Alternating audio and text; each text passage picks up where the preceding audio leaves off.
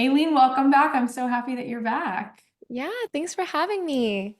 It's been a minute. I feel like we first connected like 7 years ago. And so I can't Yeah, believe how much you've continued to do with your platform. you as well. Like you totally had a rebrand moment too, because when we spoke, it was don't keep your day job. And then Mhm. now you have your book, your podcast, and you're doing amazing. So are you. Yeah, I think Thank that that's you. one of the really fun things that we can, talk about and show people is that we are meant to continue to evolve and we are meant to continue to like shed our leaves and, have new parts of ourselves come to life. And I think that we live in a world that sometimes makes us feel like we have to stay put and we have to know who we are at 18 and we have to choose a path. And I think a lot of people feel that there's so many more aspects to them that if you could continue to excavate your gifts, maybe you would have new adventures. So I'm really looking forward to diving into more about you. Um, Yeah. Tell us a little bit about what keeps you feeling so connected to your content because you have been doing it for a while. And Mhm. so it doesn't feel like you have any less enthusiasm for it. If anything, it almost feels like over time you get more connected to your community. So what is that like for you? Like similarly, you've been doing something for a while, but it continues to feel like it's authentic to you. Why is that? Why do you continue to love it so much? I love that question. Yeah, I've been making content on Lavendaire for 10 years, but technically I had a YouTube channel before that since like 2007. So it's been a long time that I've been posting content online, but it's a constant alignment. I don't always feel completely aligned to what I do. Sometimes it feels like work and it feels like a chore, but then other times I feel very locked into, oh, this is my purpose. I'm where I need to be. But as you said, like change is a part of life. And what I wanted 10 years ago is not what I want now. I'm totally not who I am, like the person I was 10 years ago. And I think the way I continue to be excited about what I do is honestly like it just the constant checking in with myself. Does this bring me joy? Do I still want to show up in this way? And sometimes like me being a content creator, I still enjoy, I think I always love being creative. So I think that's the core that drives me. But the way in which I express myself, the formats and the different types of content that I create, I think that changes over time. Also the different parts of me that I show changes over time. And so that's how you stay aligned and that's how it stays fun. Because if you pigeonhole yourself to like one one brand or one type of content, it can get old really fast. And I'm someone that I need to change things up. I need it to feel fresh and expressive of who I am right now in this moment. So I think that's part of the reason. It makes sense and it's such a Hmm. beautiful answer. I think your audience knows how genuine you are, and that's part of the reason that they continue to show up. Um, you know, you do have such a successful community, and you talked about YouTube, but you've been on YouTube for a long time in different formats, but if somebody wanted to begin to have a YouTube channel, I think it's really overwhelming and they think to Hmm. themselves, why would I bother? Because I'm going to be a dot in a sea of so much. When you look back at your journey and you look at the way that you connect with people through your content, what do you think makes it successful? Why do you think it's taken off and had as much success as it has? Mm. Sometimes I feel like I still don't know what I'm doing. Like I still, I am not sure, to be honest. But and it's funny that you mentioned it, like social media being so huge, like you are just a little dot. Because when I started my channel in 2014, I already felt like it was so saturated that there were too many YouTubers, too many creators that it almost felt like it was too late to start. And then now, 10 years later, thinking back is like, no, it was so early. So that's always a perspective thing. But I think another, I guess what I believe made my channel successful is a combination of my intention of creating this brand. Like I was very intentional about the tone, the style, the type of content that I would create and put out there.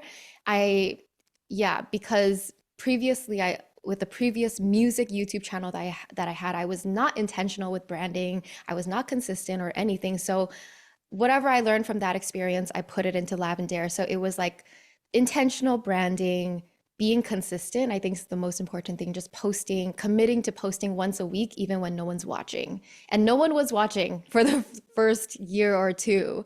So I was literally using that as an experience to practice and hone my gifts or hone my skills at Yeah. making videos. So I think it's just the consistency of showing up over time and you get better, you learn, you see what's working, you see what's not working, and it's a constant steering. When you say no one was watching, first of all, I think it's really powerful because I always talk about how we're very outcome driven as opposed to being journey driven, and the journey Mhm. is the outcome. Like Yeah. a kid, you don't play with your friends in the backyard or finger paint only because you're trying to get an outcome. You're doing it because you want to do it.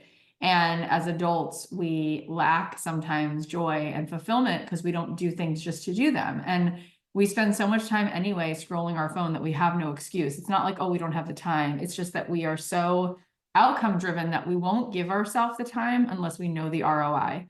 But what you Yeah. said is like, well, first I just did something to do it and to hone my craft. It's like, well, what a worthwhile pursuit. It's not just about the outcome, but it turns out that it wound up having success. And you said around the year and a half, 2 year mark, people started watching. Mhm. Do you have a sense of what made it go viral or why that started to change? What was starting to change around that time? Yeah.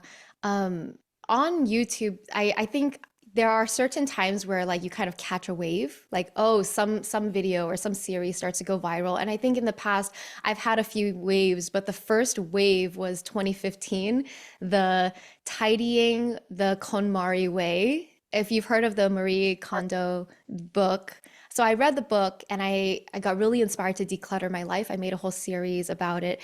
And it just so happened that obviously that book was popular, so people found my videos through that. But minimalism was also a very popular, trendy concept at the time. People were doing capsule closets. And so I was, this whole journey of my life is experimenting what lifestyle and what life I want. So part of it was like, oh, like decluttering, let me embrace minimalism and see how this will change my life. I was just desperate for how I could level up my life because I was totally not where I wanted to be. So that was the first wave, 2015 minimalism, decluttering. It just got my channel like the first kind of wave in boost of views. I love that. And I love Yeah. that for you because it's so well deserved because it's so authentic. It's not like, oh, I'm trying to catch the wave by, the tail wagging the dog. Like I see that people like that, so I'm gonna go create it. It's like, no, it was very natural for you. You're such a perfect person to implement and teach some of that stuff. And so it just kind of worked out like right place, right time, but the right person at the right place at the right time. So Yeah. that does make sense. One of the things that you've been successful at, multiple things, is you created what's called the Artist of Life workbook. And it's a guided journal to creating your most successful year. And you've sold thousands and thousands and thousands and thousands and thousands of copies. Tell us a little bit about what it means to create your most successful year. Like, why did you create Mm. that? And what are some of the most important takeaways for somebody who wants to take a page out of the book, so to speak, and create their most successful year? Yeah, I created the workbook as a compilation of a lot of the exercises and the system that I used and kind of built over time to create my dream life. Obviously, when I created the workbook, I wouldn't, I was on the path, right, to creating my dream life, but I was deep into personal growth, reading self-help books, experimenting with different habit building techniques and this and that for a few years at that point.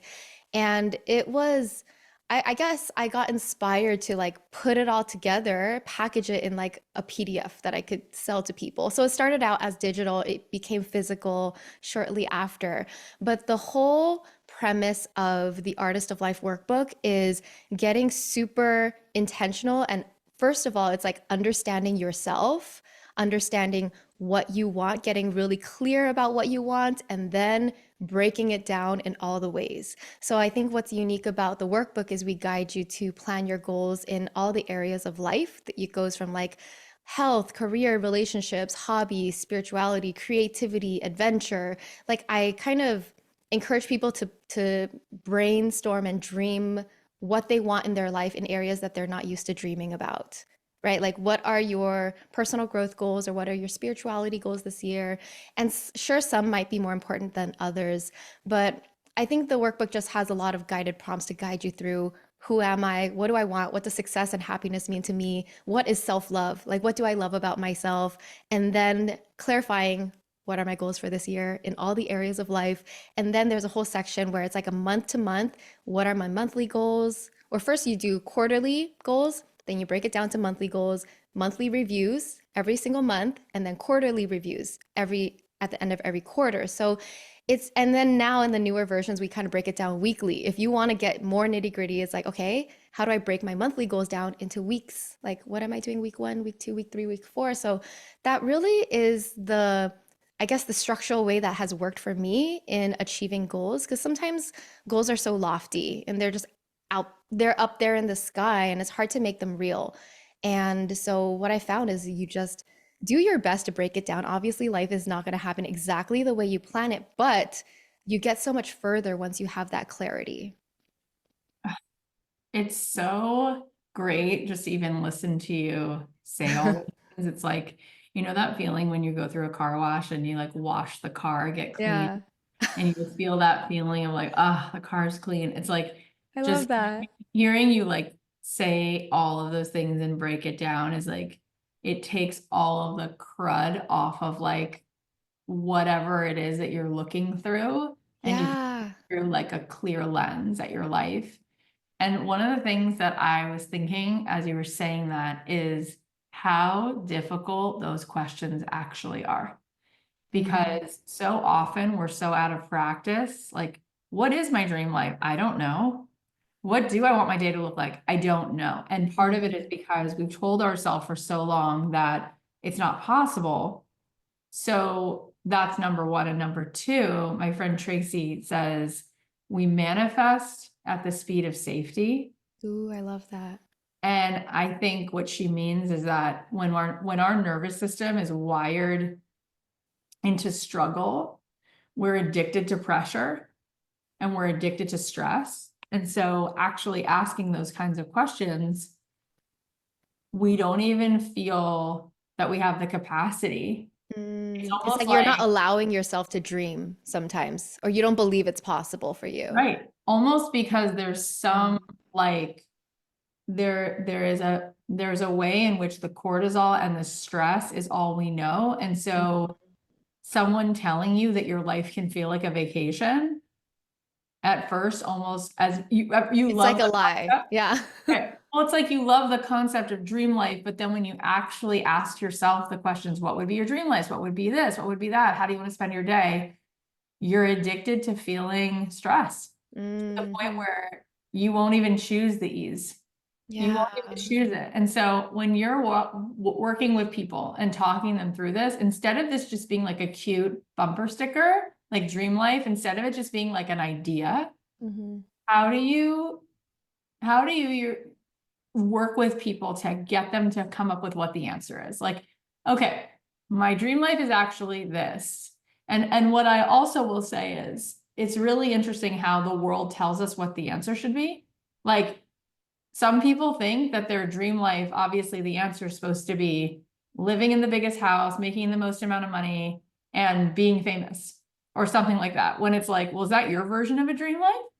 You know, or is that, you know, Hollywood's version of a dream life? Like, what is your dream life? I'll just say for myself, I've been watching videos for years of like people curled up and like reading a book and sitting next to a fire and having slow mornings and living on the slower pace. And it's been my sort of like North Star of like continuing to get to a place where my nervous system is safe enough to choose it for myself Mm. and to really choose that as my actual life, not just something I daydream about. So that's for me. But what Oh would my you say? gosh. I love what you shared because it's so real how so many of us are trapped in our own box, whatever that box is. And also, yeah, so the first step of figuring out what you want in your dream life is to erase or maybe not erase, but like question what you think you want because it Right. might not be what you truly want. It might be what your parents told you, what society thinks is right. And so it's learning to separate what is you, like your true desires, feelings, wishes from what is outside of you. Because oftentimes we're so influenced by what's outside of us. That's one part. And then the other part is there's so, like you mentioned, we have so many limiting beliefs that don't even believe it's possible. So many people like stop themselves before they even allow themselves to dream. I've naturally been more of a dreamer type of person. So I love dreaming big. And even if I don't get there, it's fine. I love just the imagining of it. But I know some people won't even do that because, like, if it's not going to happen, like, why go there? Um, but for people who struggle with figuring out what that dream life is, I would just say start with the feelings and start small. Start with how you want to feel every day. Like if you have a job where you wake up and you're dreading it, you're waking up exhausted and you're hating going to work and whatever, that's not the ideal. So what is the ideal, right? You want to wake up feeling refreshed. You want to get enough sleep. You want to be connected with your loved ones every day. Like think of those facets that are, it doesn't have to be so big and lofty. Oh, where am I living? What does my house look like? It doesn't have to be like that. It's really about the feeling that you want to feel as your ideal self in that ideal life. And it can be as simple as I feel calm and my nervous system is at peace, right? Or it could be anything. And what's beautiful about this dream life concept is there's no judgment to what you want. There's no good or bad, better, worse. I really give like I empower everyone like you get to choose exactly what you want. I'm not here to judge. Like there's no one here that's going to say like, "Oh, that's not a good dream life." Like that's a terrible dream. Like it's what you want. So depending on what your level of like you said safety, some people only feel safe dreaming within this confines. Fine, Right. start there. That's okay. But like how can you make your situation more ideal? If you are the type that loves to dream big, then do it. Go big, go hard. So it really is like however you want to do it. But the whole point is you have the power to envision who you want to be and the life you want for yourself. And it is so much, it's so possible to control so many aspects of that. You realize that there's so much in your control. It just begins with the intention, like where you focus your attention as well. Oh my gosh. I just love everything you just said. Thank you. And I love that part about if you're having trouble getting an answer of what do you want in your dream life. I like when you just said, like, how do you want to feel? Go to the Yeah. feeling. Do you want It to feel? really is the feeling. We think we want a lot of money. We think we want like all the success, but it's not exactly the money we want. It's the feeling of security, the Yeah. feeling of abundance. It really is like that's it. But if you, and that makes it so easy to like manifest because you just tap into the feeling and then you're like, oh, I can live my dream life now. Like even if it's not like the exterior might not look like it, but the interior feels like it. And so it just feels so much better living that way. Yeah. I know for me, one of the main reasons, among other things, but one of the main reasons that I think I got really into what I'm doing, why I have as much conviction about it, is because when I was growing up, my mom was really depressed and she suffered, tremendous sense of, you know, just not feeling fulfilled or not feeling a sense of purpose. And my parents had a horrible divorce and it was just a lot of like brokenness. And Mhm. I was then left with a lot of questions. And so as a result of some of that, it actually propelled me to become like a seeker and devour self-development work. And you and I are both really interested and really it's such a big part of our lives is continuing to get beyond whatever is keeping us small, right? Yeah. So what was your what was the impetus for you? Like mine was that story. Like what was it Mm, about this that became so compelling? Why? to get into self-development, you Yeah, mean? why is journaling and affirmation Yeah. help and designing dream lives? Like, what do you think for you was like the that sort of thing that was the Mm. that that propelled you into this? Yeah, if I'm being completely honest, when I was young, it was that feeling of I'm not enough and I want to succeed and I want to prove to others that I could do it when they didn't believe in me, right? It was I also had a lot of pain in my past, in my childhood, and really difficult relationship with my parents, especially my dad, who, the like kind of an estranged relationship, but he still had a lot of pressure on me and the family. And I basically was living my life, I call it on autopilot up until the end of college. And when I say autopilot, I simply mean I did as I was told. I got good grades. I did well in school. The path was set laid ahead for me. And it was around, I think my impetus was also, I don't know what I want to do in life. I know it's not get a job, work in an office, corporate life. So I need to figure that out. And I don't know, I need to figure it out. I need to find a way to make it or else. Because I don't know, those years I was really fighting with my dad about what career I would take. And I studied business. I was going to go into, I don't know, marketing or maybe finance, but I loved music. I mentioned I was on YouTube playing piano and singing since high school. And Yeah. so I made the decision at that point to pursue creativity. I wanted to pursue being an artist because that life just seemed so fun and exciting to me, right? And I don't know, it was like the biggest fear of my parents because they're like, no, you cannot be an artist. It doesn't make money. Artists are crazy people. You're not an artist. Like just anything they would say to get me to not do it. I don't know, something in me was like, I need to pursue and carve my own path and figure out a way to make it. And I'm going to prove to you that I can make it. So there was that unhealthy like trauma in there, definitely that fueled the drive to succeed because I had no plan B. I was like, I'm going to do this. I'm going to figure it out no matter what. And I spent a couple years like pursuing music, acting, TV hosting, work, just marketing, anything that like I had a couple years where I just said yes to all these random opportunities to experience life and explore. And through that exploration, I learned what I liked and what I didn't like. And in the end, I started a YouTube channel to share everything that I learned in my journey. And although I was not externally successful, I was not making money, I didn't have a job, like no full-time job. I kind of was a failure compared to my peers. Um, but I was feeling really fulfilled in life. And I was like, what is this? Like, I took a new path and I'm having a lot of fun, right? I'm meeting creative people, filmmakers, I'm traveling to do short films. It was a really fun period in my life. I did a singing competition on Taiwanese TV and I was like, this is so much fun.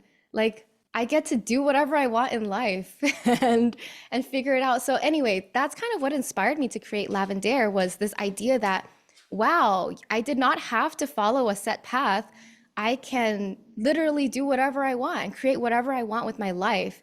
And of course, I was having a lot of fun, but I also had so much anxiety and a lot of like, how am I going to make money? How am I actually going to succeed and make this work? So I was reading, that's what got me really into self-help books. Like, what is my purpose? How do I find my career? How do I succeed at this? How do I become a good artist? So I was studying how to become a good artist. And I think all of that just kind of like meshed together and became this framework of life is an art, make it your masterpiece. And that's the basis of Lavendaire and the brand. And I think that's why the brand is so strong because I had that tagline and that mission from the start. Like my life is going to be kind of an exploration and experiment to how much can I actually create my dream life? How much can I actually like be intentional and create everything that I want? And I didn't know it was possible at the time. I had so much self-doubt, but I tried. Like I just I started the new blog, the new YouTube channel.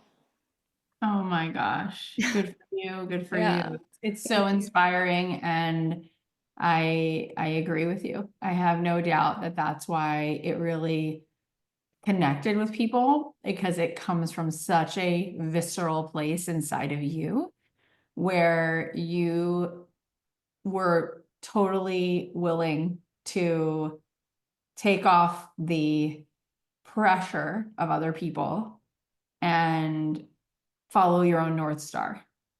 And when somebody does that and they've actually done that for real, and then you're creating content from that place, that is felt, right? Like Mm.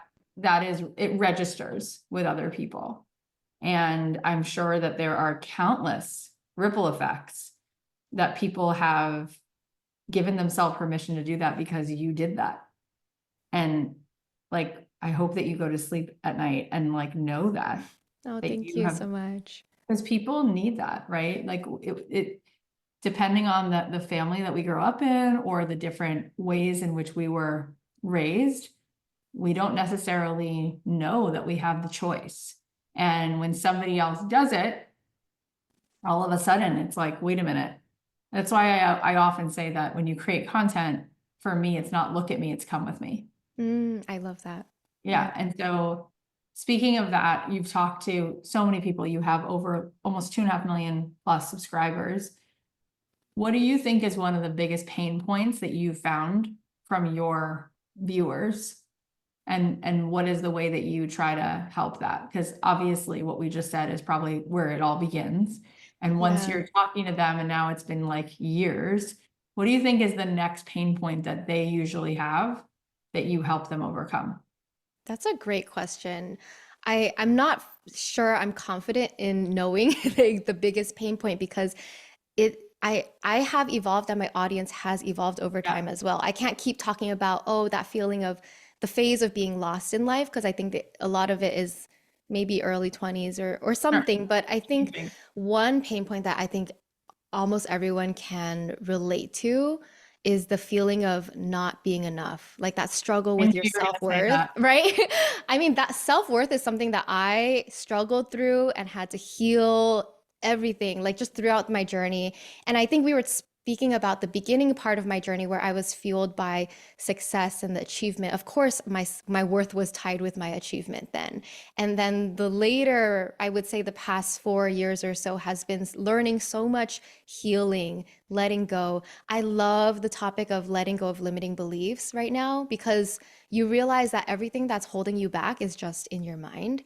And the better you are at learning to like work through that, just the more powerful you become. So that's something I love to do. That's why I love positive affirmations. That's also like a really big topic on my channel as well. People just want to be able to rewire their mind, change their self-talk. I know, I was going to actually ask you that because it's really, Yeah. I was going to ask you to share 3 of your favorite positive affirmations. Oh, okay. Take your One that I time. always repeat to myself is, my life is abundant and full of joy. I just love that one. Um, I love, I am enough. I am doing enough. I have enough. I am enough. Just that reminder that I am Yeah. enough. And then another one that, I mean, I have so many, but one that comes to mind is, I am love and I am light. Just a reminder to embody Mm. love, embody light, because that, and live through that every day. It's so beautiful. You have continued to like just keep growing in terms of what you share, and you also have a shop. Tell us about why you love this shop and what are your best-selling items? Like what are I because I love, I think most of the people listening probably agree with me. Like it's so fun to go into like a paper goods store and like walk around and you just feel like the whole thing is like a beauty bath. Hmm. So I love that you create stationery and journals but why do you love it? And what's the thing that you sell that people love most? Oh, I love stationery. I've been journaling ever since I was a kid. Literally, I don't know. I think as when I began to write, I would like take notes. Oh, my brother was annoying today. Like I just always kept journals. And then through junior high, high school, I still have my journals where I just write all my emotions, my crushes, my boyfriends, my exes. So I've always been a journaler and I've always loved stationery and collecting stationery. So that's why it's really fun to be able to design my own. But yeah, the product that started it all was the Artist of Life workbook, and that still is the best-selling one because that's, I think, the most impactful product because it's so cohesive, right? But some other favorite products, there's a journal called the Joy Journal, and that's a simple, like 5 minute everyday gratitude and joy journal, like morning, evening, easy. I really like that, and that's really great for beginners. And then I created this deck called the TBH deck, which is um, it's like part journal prompts, part conversation starters. Because I thought I kind of like that idea where you either you want to like go deeper and reflect with yourself, or you want to go deeper with the people in your life. So the questions are questions that, go deeper. Because normally when you're having conversation, you sometimes you only scratch the surface. And you find that the better questions you ask, then the better answers you get, right? The more you learn about a person. And so I think there's like beauty and magic in just asking the right questions, even to people that you see every single day, or like even questions to your parents, right? Questions like you'd be surprised at the answers you get. I know. I'm looking at it right now. I'm just going to read some of the questions in the deck. What are the life lessons that you've had to learn over and over again? Who do you tend to compare yourself to and why? What are 5 things you've achieved in your life that you're proud of? I just think you're right. Like, it is so cool to go deeper. And I love that you invite people to do this with other people, but also with themselves. And I Yeah. find that most of the time, what does it say? There's that quote that says, we're not tired from doing things, we're tired from like spending our time doing all the wrong things. And Mm, meaning that like so often we've just had zero self-care. Like there's yeah. no nourishment for ourselves. We're totally depleted. And one of the things that you do is really give people the reminder to take better care of themselves and going into that deeper reflective place. Like, because at the end of the day, if you said the truth before, which you did, which is it's all about a feeling, there's no amount of achieving or there's no amount of likes on Instagram or money that will ever fulfill the the ways you self-abandoned. Mm-hmm. And if you have self-abandoned all the time and you don't ever spend any time with a cup of tea and yourself, you're gonna have to literally like traverse the earth. And you'll find that no amount of any of these achievements comes close to like 30 minutes where you're like, oh my God, what a luxury. I just took 30 minutes to do nothing but be. And so I'm curious what some of your favorite self-help, helping yourself, self-love, self-soothing, Mm, self-nourishment practices are, and what are some of those that you've shared with your audience that they loved? yeah. Yeah, I think the key to enjoying life and living a good life is to always stay connected with yourself. Like to know what you need and give yourself what you need, whether it's self-care or whether it's adventure or whatever, because only you know what's best for you at any given moment, and it changes over time. So I love that you mentioned that. Like it's so important to connect with yourself. What I find really nourishes me the most and builds that self connection really are like the simple habits of meditating and journaling. I love those two. And those are just kind of the ways I connect with myself and I understand what's going on in my head. And I'm my own therapist where I like talk myself through. I like reframe my thoughts to positivity. I do all the work through journaling, honestly. And I mean, I'm huge into just overall self-care wellness practices. Um, like I I love love it. skincare, red light therapy.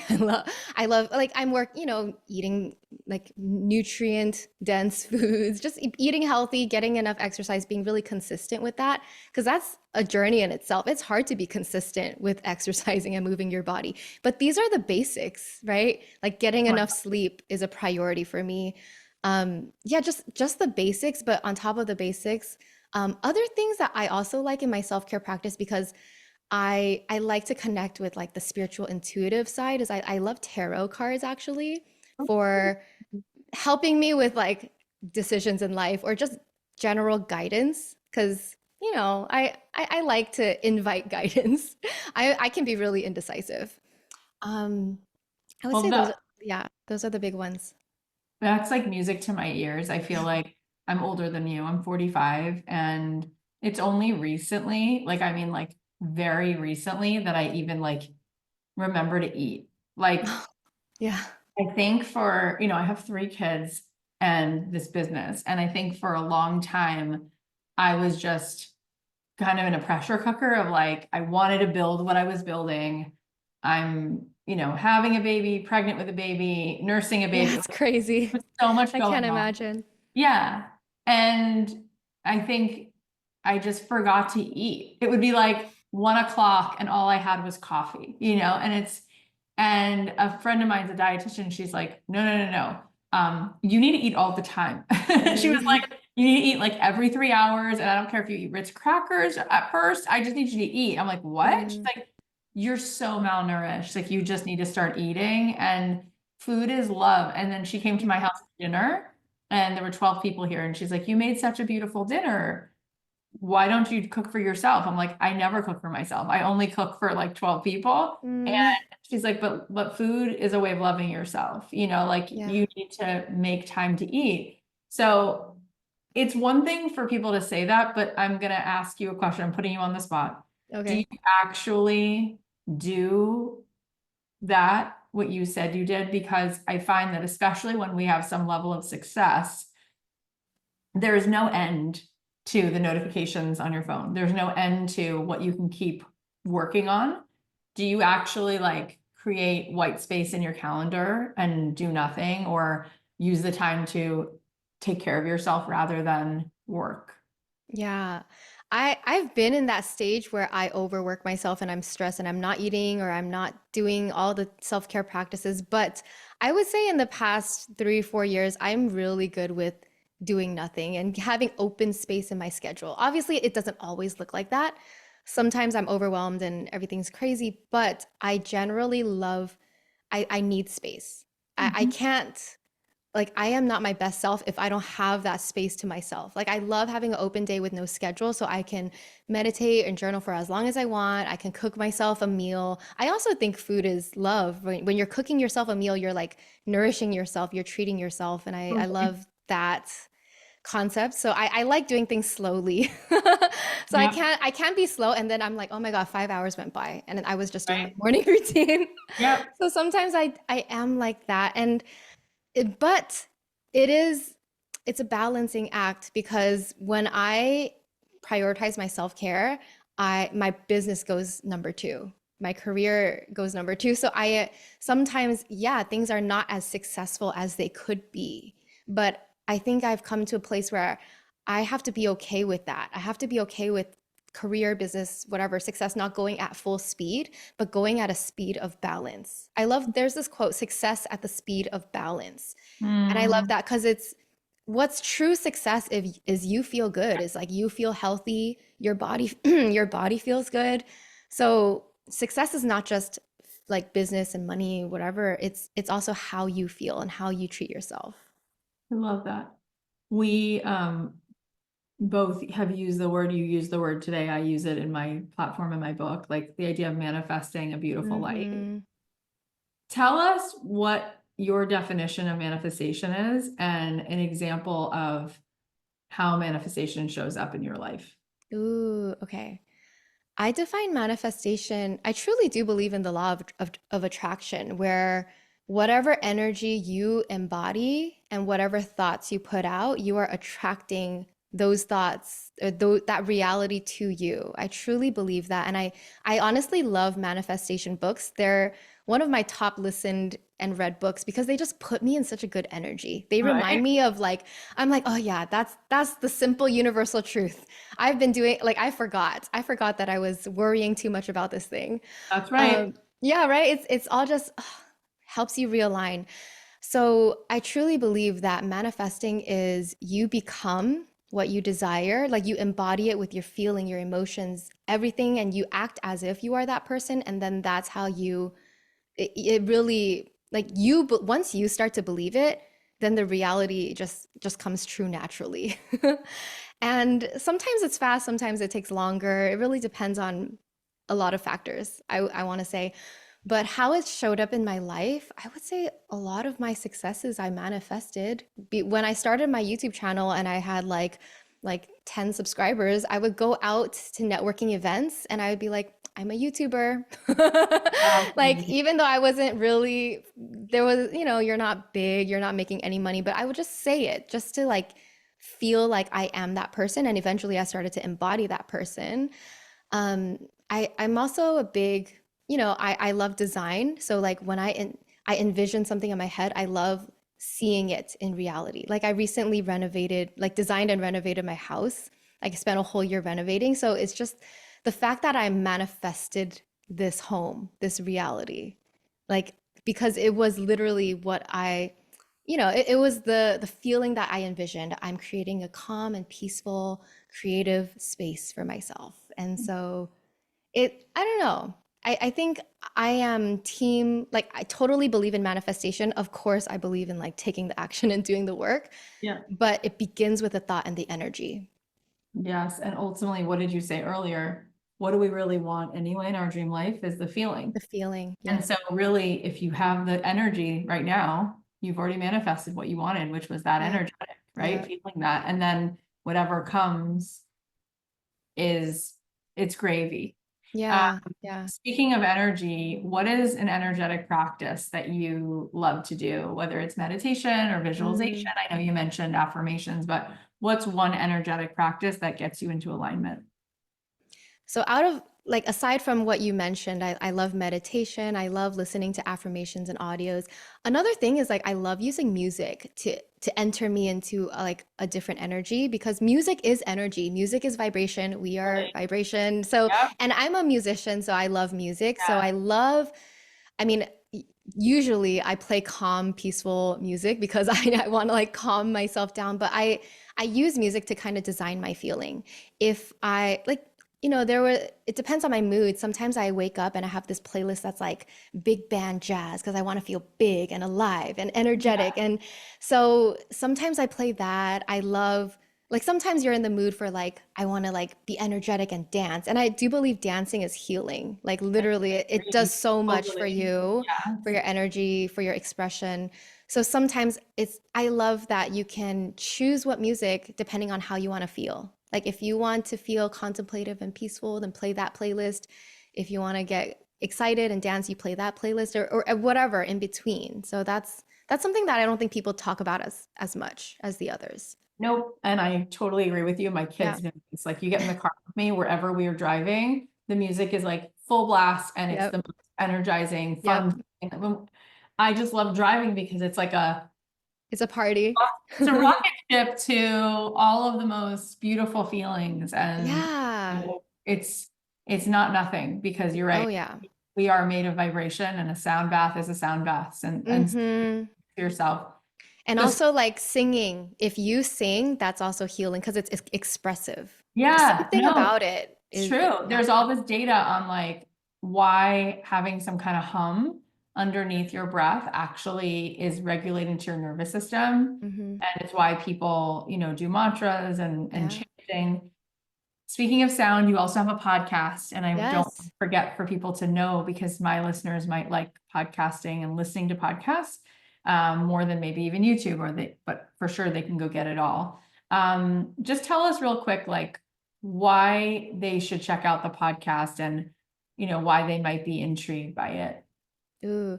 So my podcast is called The Lavendaire Lifestyle. I've been posting on it since 2016. So we have a huge library of interviews with people who have created their dream life and are telling and sharing their stories, and also a lot of experts in all the areas from self-development to spirituality to I don't know, business success. There's a lot. What I'm proud of the most is the wide range of topics. Like we have neuroscientists and therapists, but we also have numerologists and astrologists, and we Amazing. have yeah, I love because I'm not like I kind of believe everything can be a tool and a resource. I'm not a person that kind of like shuts something out. I'm open-minded. Like I love when people come on my show and they surprise me, like medical intuitives, where they like can sense what health issues you have and they see spirits or I don't know. There's so many different types of people out there where we can learn something from everyone. So that's what I love about my podcast is the wide range of topics for all the different facets and ways that you can level up your life. This was so good, and I'm Thank just you. like, I feel like being with you put me in a sound bath. Oh my God, Like, I love that. Thank there's you. something so coherent about your energy. It's just, it is so pristine. Oh, that's It's such a compliment. it's Thank beautiful, you. like your intentionality and the way you just show up and how open you are to love and infinite possibility. No wonder you really create a lot of beauty. Like it's beauty in your energy, it's beauty in your work, it's beauty in the products you create, in the videos you make. And um, I think we're all here to marvel at beauty, and it's beautiful. Really, it's captivating. So I'm so happy that we connected again, and I'm looking forward to continuing to connect more. So tell everybody where they can best find you. Where do you want to send them to? Oh my gosh. First of all, thank you so much, Kathy. That is such a beautiful It's compliment. It true. really, and also this conversation just felt really good. You know, when you just feel good in your body. Good. So thank you. Thank you so much for bringing this to me. Everyone out there can find me on YouTube and Instagram. The name is Lavendaire. And of course, I mentioned my podcast, The Lavendaire Lifestyle. And if you want to check out our stationery products and the Artist of Life workbook, the website is shop.lavendaire.com. Beautiful. Thank you so much for coming on. And I personally am such a fan of watching your stuff, and it's just I'm encouraging everybody to give yourself 10 minutes to either listen to her podcast or watch her content, because you're going to just be put in such a good mood. Thank you so much, Kathy. And I'm excited to have you on our podcast as well. I'm looking forward to it. Yay.